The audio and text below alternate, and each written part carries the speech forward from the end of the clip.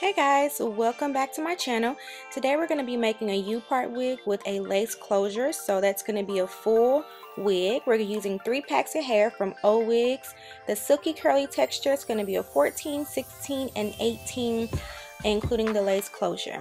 Here we have the tools that we're going to use. We have some large wig clips and combs, some color corrector or mixing bowl for our bleach, needle and thread, and a weaving net cap. And I prefer these to the spandex caps. Here I'm mixing the bleach and the developer to prepare the lace closure to be bleached, to bleach the knots.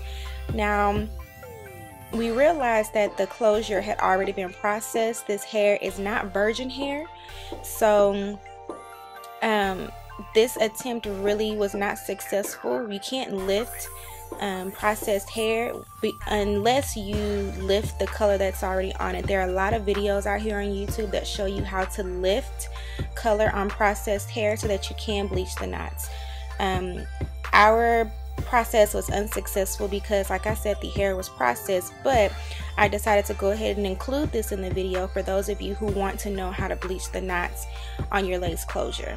So these are the steps that I did, and I'm just mixing it, making sure that it's consistency that I need it to be. You don't want it to be too runny.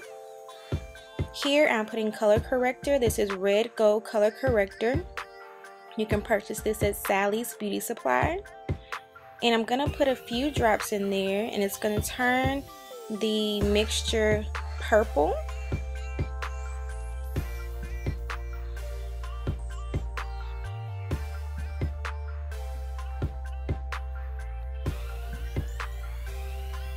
And I think I put about 10 drops in there. I can't remember exactly. And what this does is it keeps the lace closure from being too brassy and too orange, and it keeps it from not looking natural. So I'm just mixing it up, and I'm sorry with the lighting you can't really see the color, but it does turn it purple. And we're just going to set that aside, and we're going to let that color corrector process until that bleach turns back white. While I'm waiting for that bleach to turn back white, I'm just going to go ahead and prepare my needles. And here you see me threading the needles, and I'm going to make the string as long as I can, so it's going to be arm length. Okay, now let's go ahead and get to applying that bleach to the lace closure. As you can see, you want to make sure that it's laying flat, that all the hairs are pushed back, and I'm applying the bleach very, very lightly. The key is to place the bleach on the lace without pressing it through the lace. You simply want it to sit on the top because you don't want it to dye the actual hair that's through it. You only want the bleach to affect the lace itself and the knots that are connected to the lace. So you don't want to push it through. That's why you don't want your mixture to be too runny. And so that's what I'm doing here.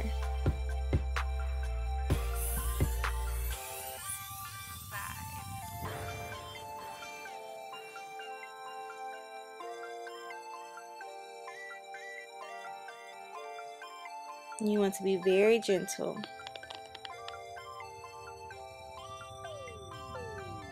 Okay, next I'm preparing my styrofoam head to go ahead and start to sew the hair on. Here I have some T-pins, or they're also called wig pins, that I'm using to hold my weaving net in place on my mannequin. Now this is a hard part for me. You can purchase a stand, something that where you can stick the styrofoam head on to give you more control, but I don't have one of those. So I secure the styrofoam head between my knees, and I'm starting right above the adjustable strap. This is what I'm trying to show you there. I'm sewing it right above the adjustable strap, and I'm not sewing any hair on that little flap that goes down to the neck. And so this is going to be my first stitch. It's going to be an anchor stitch. So I'm going through the net, through the actual weft, and I'm going to go through the string and pull it up. So that's going to lock it into place. Now I'm also going to go under the weft again, through the net, and as you can see here, I'm going to wrap it around the thread, wrap it around the needle and pull it through, and that's going to create a knot. That's going to secure that weft and that first stitch in place to make it really nice and secure. And then I'm just going to continue to sew. And my method is I go under the weft into the net and I loop the string around the needle. Under, over the needle, pull through.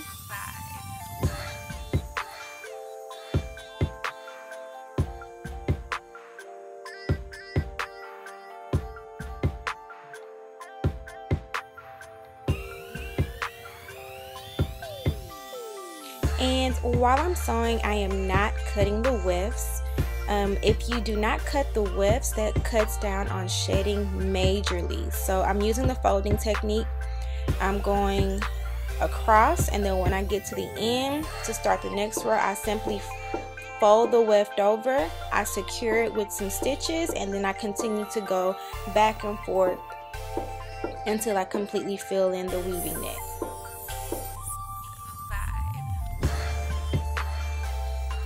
As you can see, I'm struggling with that styrofoam head, keeping it in place.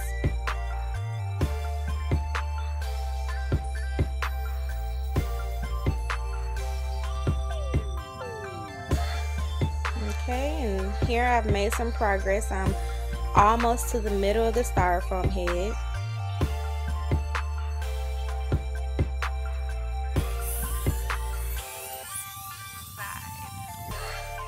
And every now and then while you're sewing, you want to make sure that you take some of the stitches through the weft. You don't have to do all of them, but every now and then you want to take some through the weft just to make sure that it's secure.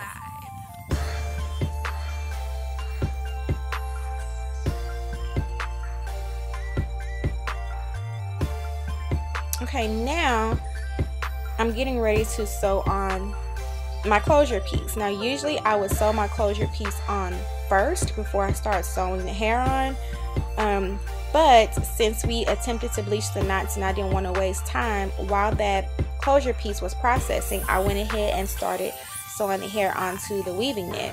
So here, before I started, I pre-marked the spot where the lace closure would lay with the white eyeliner pencil, so that I know as I'm stitching the hair onto the weaving net when I needed to stop to go ahead and sew on the lace closure. And so that's what I'm doing here.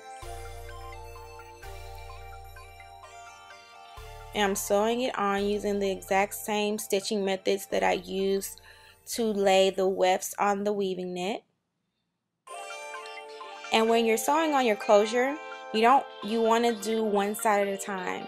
So the way that I do it is I sew one part on one half of it first. So I'll sew the sides and I'll sew it all the way till I get to the very middle of the back.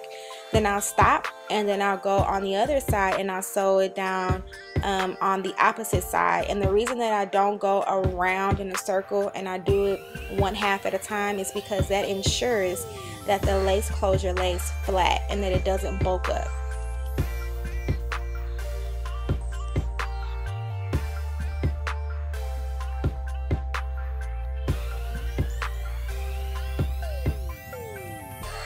And here I'm just fast forwarding through the process.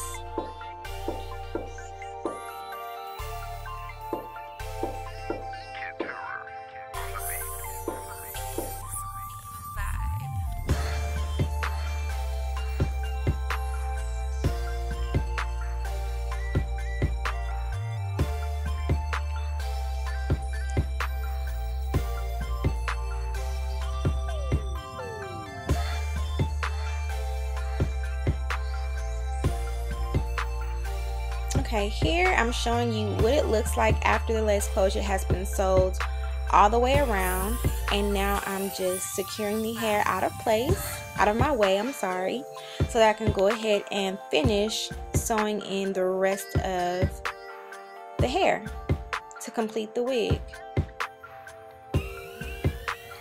Okay, and so you can see I've worked my way all the way up and I'm closing in the gap between the lace closure and the rest of the hair. And what I also do that I don't show in the video is that with any hair that I have left, I go in and I fill in any gaps, any places that I feel need a little bit more volume. I go back in and I fill those pieces in after I'm done closing up the space between the U part and the lace. Here I'm adding a piece of hair across the back perimeter of the wig, just in case Carissa wants to leave some of her hair out on the back so that she can pull it up into updos and things like that, or if she wants to wear it up in a ponytail, she can do that because this hair will blend in with her natural hair.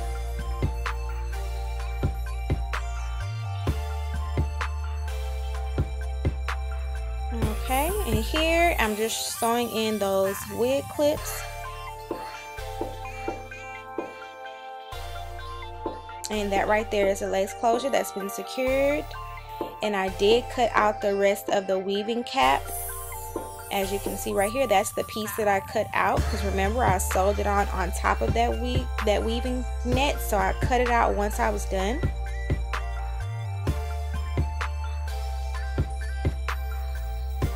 And that's the final product right there. Alright, here's a picture of the hair after it has been co-washed.